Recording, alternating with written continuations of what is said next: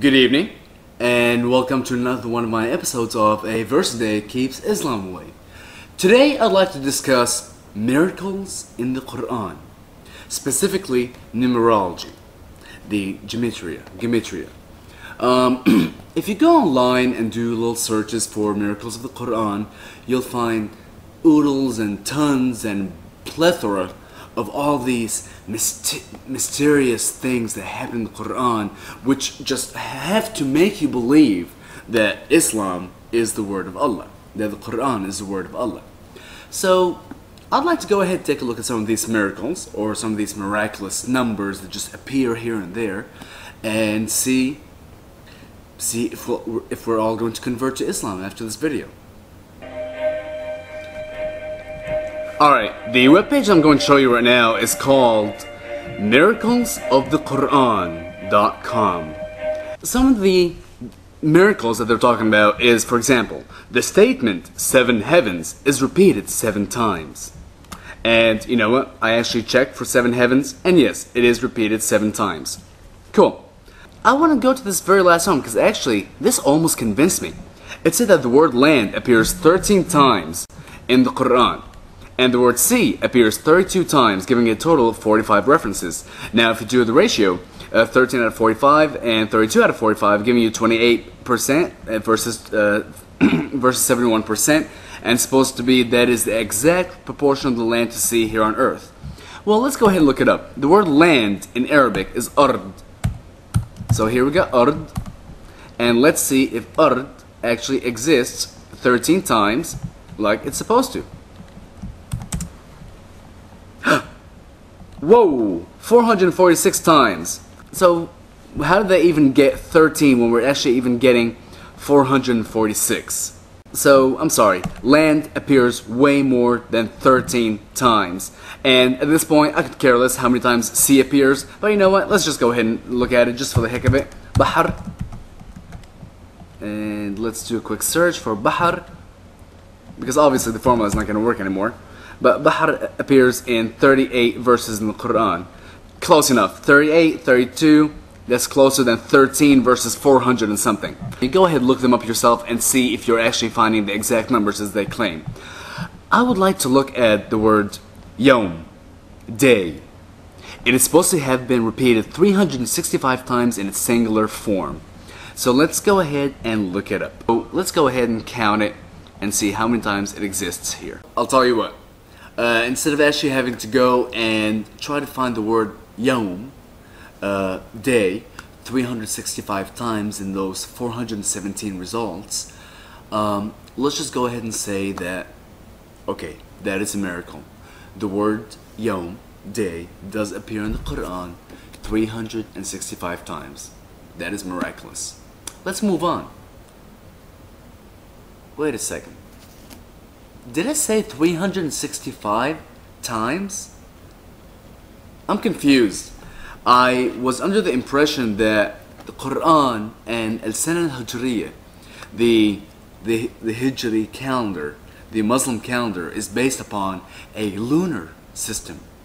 So, the word day should actually appear 354.3 times. Let's just say 355 times. So how does it appear 365 times? Wait a second. Could it be a prediction for the Gregorian calendar that would later be invented about 400 or 500 years later? Who knows?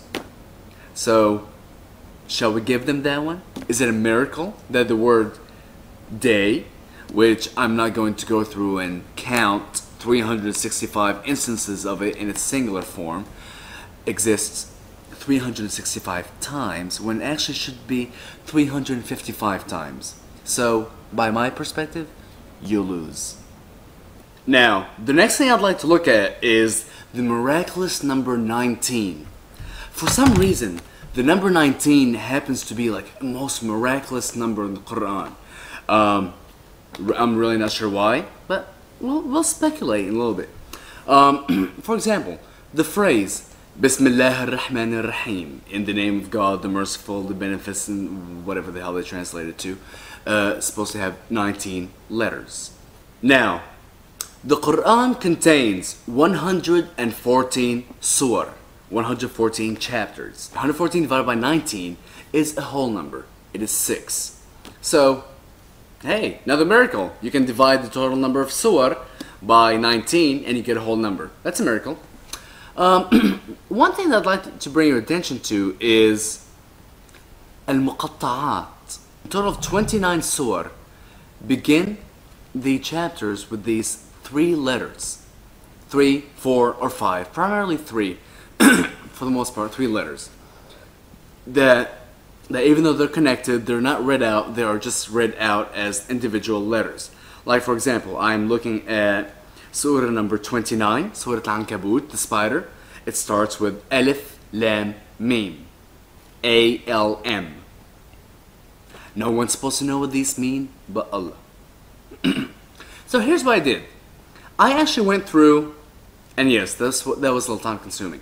I actually went through and I looked through every single surah. And I took all these muqatta'at, these dividers, or also called al-fatihat, because the openers, they open up the surah. And I wrote down every single letter for every surah.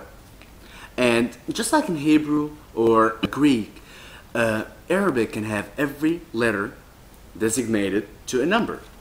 A, Alif is 1, Ba, B is 2, Ya, Yod, the Y is 10. It lists them in the proper order. And the proper order is not the order in which the alphabet exists today. It's the original Abjad order, which is Abjadaha was a hatti kalamun sa'fasa qarashat. That order. You know what I'm talking about. Just in case you want to know, the Arabic alphabet got rechanged the order of it to go by shapes, what looks like the other. Anyway, so let me show you what I've done. I took every single muqatta'at from every single one of the surah where it exists. For example, Alif Lam Mim in surah number 2, Kaf Ha Ya Ain Sad in surah number 19, etc, etc, etc. And I correlated the value for each of the letters to its numerical value, and I added them up. And I was presented with a number which is 3,154. Now, if you recall, the number 19 is an extremely crucial and important number in the Quran. So I decided to try to divide 3154 by 19. Let's see what happens. 3,154 divided by 19 happens to be 166. Now, there's a total of 114 surah in the Quran, and if you divide that by 19, like we said earlier, you also get the number 6. Now, this is where I'm going to start bringing in religions altogether. Revelations in the Bible. There's a mention of the beast. And I'm quoting now from the Bible. Let me see. Chapter 13, verse number 17 and 18. And that no man should be able to buy or sell, save he has the mark, even the name of the beast or the number of his name. Here is wisdom. He that has understanding, let him count the number of the beast, for it is the number of a man, and his number is 666. So here we're talking about a single man, one, whose number is 666. Let's go back and take a look at what I found in the Quran. If you recall, there's 114 surah. Divide that by 19, you get the number 6. There's that value that I got by adding all the muqatta'at. 3,154 divided by 19 is 166. Let's put these numbers together. 166, that's 1, 6, 6. And then the total number of surah divided by 19 is another 6. So it's the name of one man and 666. That's what you get when you put these numbers together. There. So the name of the beast is that of a single man whose number is 666, and we've just proved that one single man has brought upon 666. Now, what's so special about 19? in Revelation chapter 13, verse 17, 18, and that's where it ends. 17 and 18. It is awaiting the 19th. It is awaiting, we're talking about the beast. It is foreshadowing the forecoming of 19. And this is where 19 comes in. That's all I have for today. You have a wonderful evening and be safe. Stay away from 19. Good night.